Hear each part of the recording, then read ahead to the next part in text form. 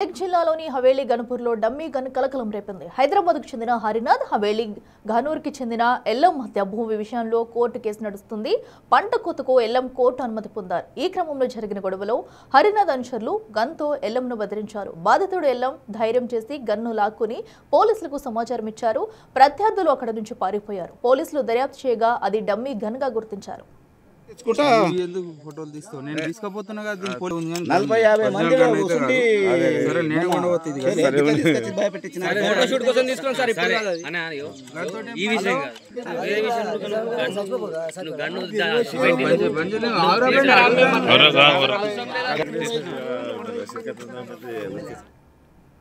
మరింత సమాచారం మా ప్రతినిధి దుర్గారెడ్డి అందిస్తారు. దుర్గారెడ్డి చెప్పండి, అటు మెదక్లో అయితే డమ్మీ గన్ అయితే కలకలం రేపిందనే చెప్పాలి. సో దీన్ని ఎప్పటి నుంచి కూడా వారు యూజ్ చేస్తున్నారు. సో ఇప్పటికే పోలీసులు దాన్ని అయితే స్వాధీనం చేసుకున్నట్టు తెలుస్తుంది. పోలీసులు ఏం చెప్తున్నారు?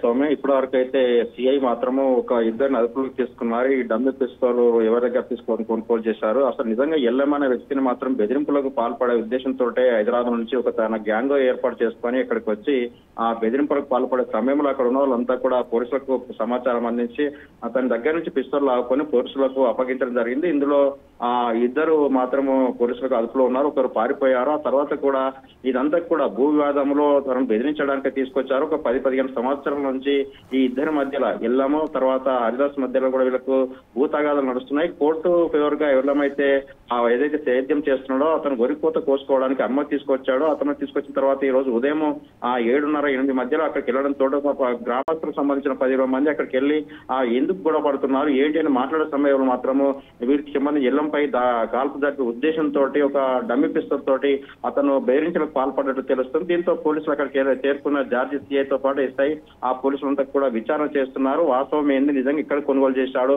ఎన్ని రోజుల నుంచి పిస్తోల్ వాడుతూ ఎంతమందిని బెదిరించాడు ఏంటి అనే వివరాలు పూర్తిగా ఆ పోలీసులు సేకరించిన తర్వాత వివరాలు వెల్లడించే అవకాశం అయితే మనకు కనిపిస్తుంది. దీంతో పాటు ఇలాంటి వారిని ఎప్పుడైనా ఎక్కడైనా భయభ్రాంతులకు గురి చేస్తే ఎంబడే తక్షణమే 100 కానీ లేకుంటే ఆ పోలీసులకు కానీ సమాచారం అందించాలని చెప్పి పోలీసులు కూడా భయభ్రాంతులకు గురి కావద్దని చెప్పి ప్రజలకు కొంత భరోసా కల్పించే ప్రయత్నం అయితే అక్కడ చేయడం జరిగింది. దీంతో పాటు ఈ ఎల్లంకు సంబంధించిన వాళ్ళు ఎవరైతే ఉన్నారో వాళ్ళతో పాటు మిగతా ఎవరైతే హరిదాస్ మధ్యలో జరుగుతున్న భూ వివాదాలకు సంబంధించిన విషయాలు పూర్తిగా వాటికి సంబంధించింది కోర్టుకు సంబంధించినట్లయితే కేసు నమోదు చేసి వారి మీద కేసు నమోదు చేస్తాము. ఎక్కడైతే బెదిరింపులకు పాల్పడ్డారో గన్ తోటి వారి మీద కేసు నమోదు చేసే అవకాశాలు ఉన్నాయి. ఎల్లంకు నిజంగా ఒకవేళ కోర్టు ఫేవరబుల్ ఉంటే వారికి రక్షణ కల్పిస్తాము, పంట కోసుకునే విధంగా కొంత ముందు జాగ్రత్తలు తీసుకునే అవకాశం మాకు ఉంటుందని చెప్పి కూడా సిఐ వెల్లడించే అవకాశం అయితే మనకు కనిపిస్తుంది.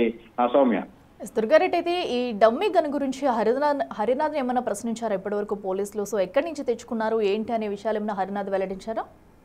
అయితే హరినాథ్ సంబంధించిన వారంతా కూడా హైదరాబాద్ లో ఉంటారు. వాళ్ళంతా హైదరాబాద్ నుంచి రాకపోకలు కొనసాగిస్తున్నారు. గతంలో వీరికి ఎల్లంకు హరినాథ్ మధ్యలో చాలా సందర్భాల్లో గొడవలు జరిగాయి కనుక ఎప్పుడు కూడా ఇప్పటి గన్ను డమ్మీకి సంబంధించిన పిస్తోల్ కానీ అక్కడికి రాలేదు. అంటే దాదాపు ఇప్పటి వరకు భూ వివాదాల్లో గొడవలు జరిగినాయి. తర్వాత పోలీస్ స్టేషన్కి వెళ్లారు, కేసు పెట్టుకున్నారు. ఆ తర్వాత కోర్టు పరిధిలో ఉంది కనుక పోలీసులు అక్కడ అంటే కోర్టుని అనుసరించి ఏ విధంగా నిర్ణయం అంటే అంత ముందుకెళ్లే అవకాశాలు ఉంటాయి కనుక వాళ్ళు అక్కడికి వరకు పరిమితం అయ్యారు. ఆ తర్వాత ఈ రోజు మాత్రము ఎల్లం అయితే ఆ కోర్టుకు పోయి తన వ్యవసాయ సేద్యం చేస్తున్న పంట పొలాన్ని కోసుకుంటా అని చెప్పి కోర్టు అనుమతి తీసుకొచ్చిన తర్వాత అక్కడ గొడవ జరిగింది కనుక ఎల్లంకు సంబంధించిన వివరాలు ఈ విధంగా ఉంటే హరినాథ్ సంబంధించిన వివరాలు మాత్రం హైదరాబాద్ ఉంటాడు, ఎప్పుడు కొనుగోలు చేశాడు ఈ డమ్మీ పిస్తోల్, ఆ తర్వాత ఎక్కడెక్కడ వాడాడు, ఇప్పుడు ఈ విధంగా ఎవరైనా బెదిరించాడా గతంలో ఏంటి అని చెప్పి ఒక హరినాథ్ సంబంధించిన ఇద్దరు వ్యక్తులను అదుపులోకి తీసుకొని విచారణ అయితే చేస్తున్నారు. విచారణ తర్వాత వివరాలు పూర్తిగా ఆ పోలీస్ శాఖ వివరించే అవకాశం అయితే మనకు కనిపిస్తుంది. Soumya, right Durga Reddy, thank you.